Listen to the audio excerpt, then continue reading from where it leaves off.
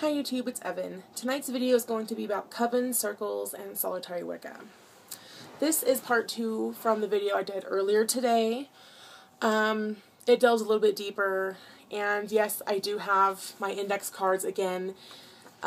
They help me just focus my thoughts, so I'm not sitting here rambling on and on and on, and turning a 10-minute video into an hour-long video. So, let's just hop right in here and get started. And tonight we're going to start with Covens. There is usually a fixed membership, meaning that it's very strict in who they allow in the group, and initiation is required formally by the high priest or the high priestess, or both.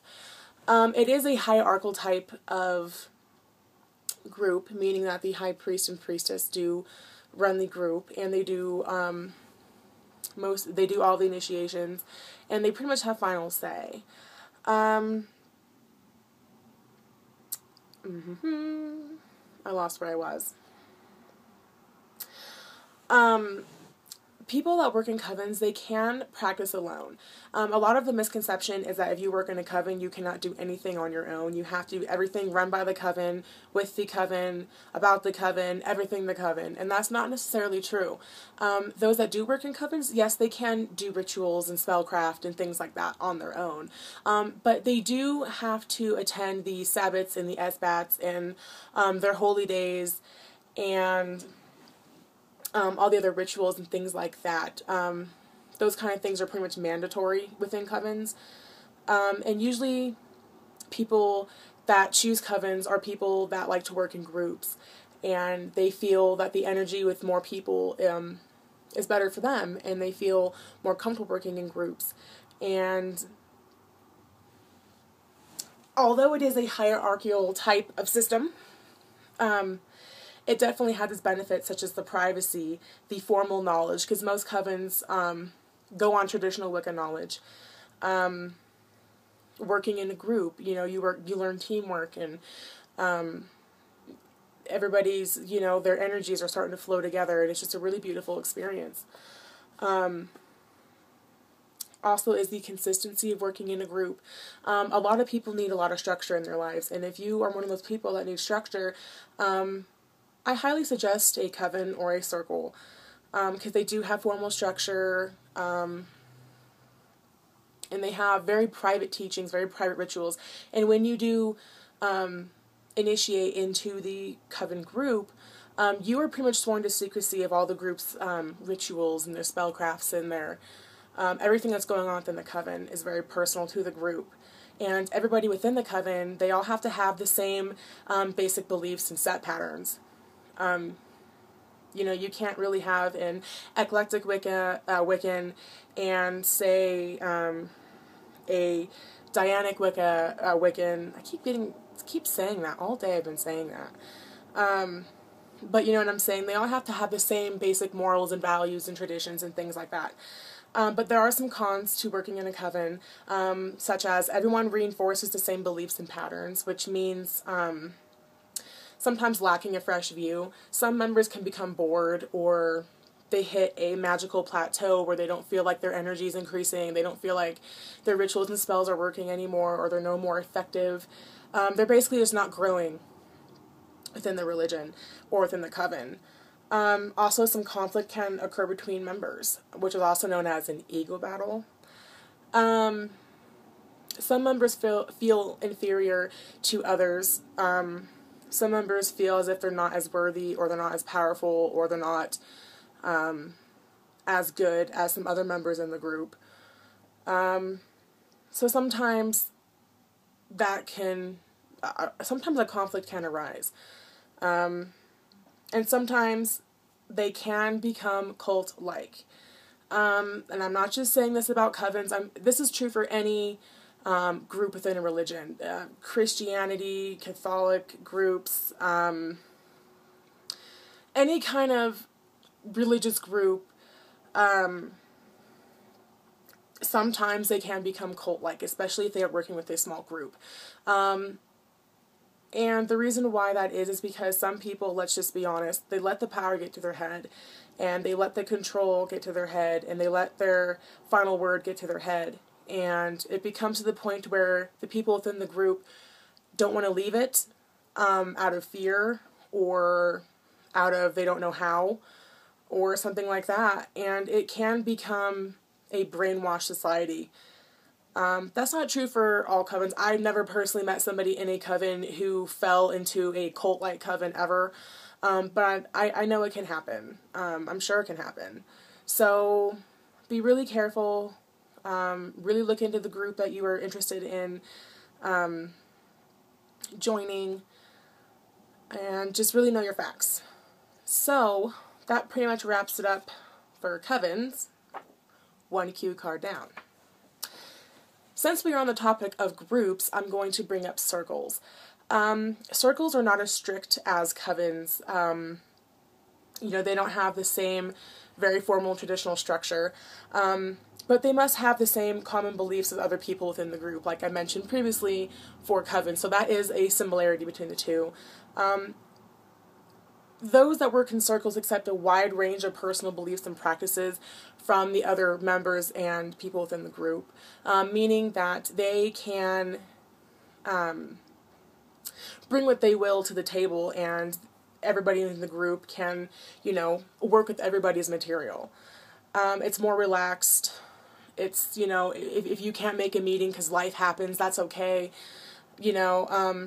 But like covens, circles don't let just anyone join the group. Previous members decide how open the circle is. And what I mean by an open circle is if members are, if the circle at that time is accepting members. If it is closed, then they are not. And like covens, there is an initiation process. I work within a circle of my husband and my close friends, but it is not traditional, meaning, we don't have a coven, there was no initiation process, things like that, but for the most part, we are all, solitary Wiccans. So that's circles. So again, quick recap, they're not formal, they're very loose, each practitioner can bring what they want to the table. There is an initiation process involved, but it overall is a more, I guess, flowy, if that's even the correct word to use, of a group. If you want structure, but you don't want very strict structure.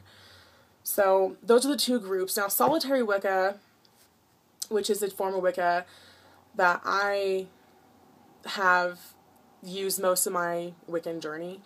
Obviously, they practice alone, and initiation does have to occur, whether that's formal by a high priest or a high priestess within your community or abroad, or it can be an informal initiation, meaning it is a ritual that you yourself created, the practitioner.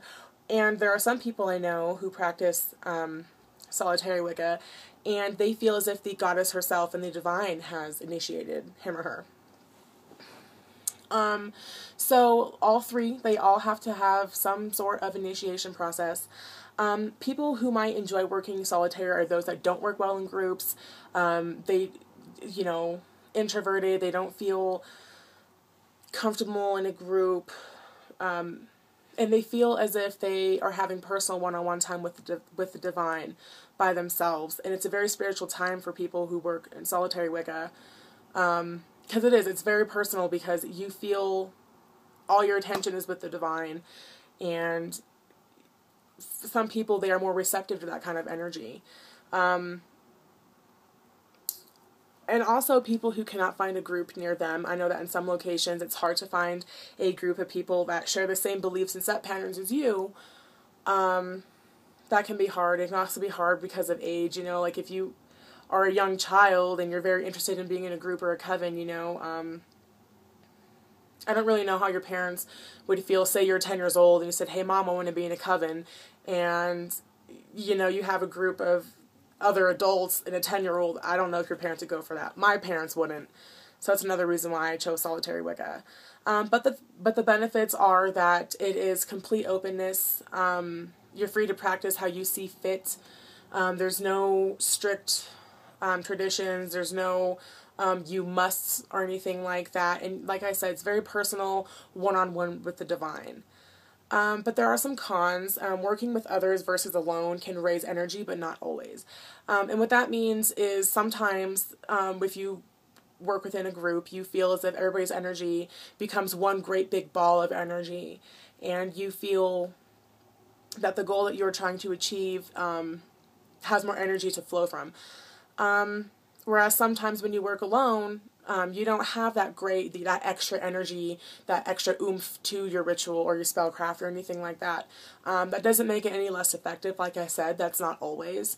But I know that some Wiccans feel that way who practice in Solitary Wicca. Also, it is hard to focus and grasp the materials without someone educating you within the craft. Solitary Wiccans get the information by books, the internet, the History Channel. You know, there's all kinds of ways you can get information these days.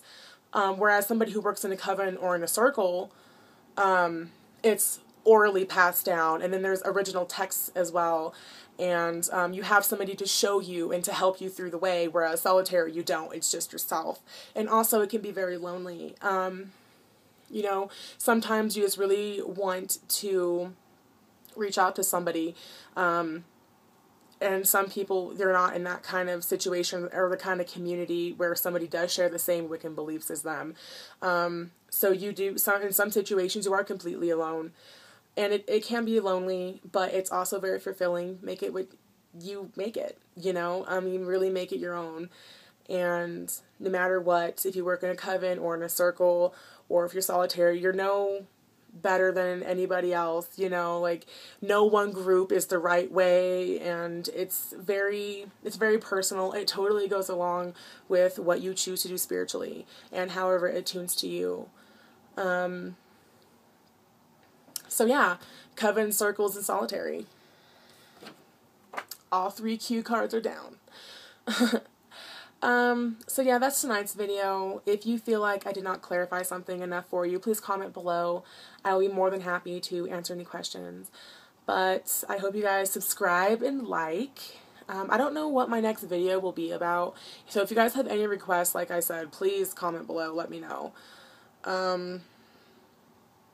But yeah, until then, I wish you all light, love, and blessings, and have a good night. Bye.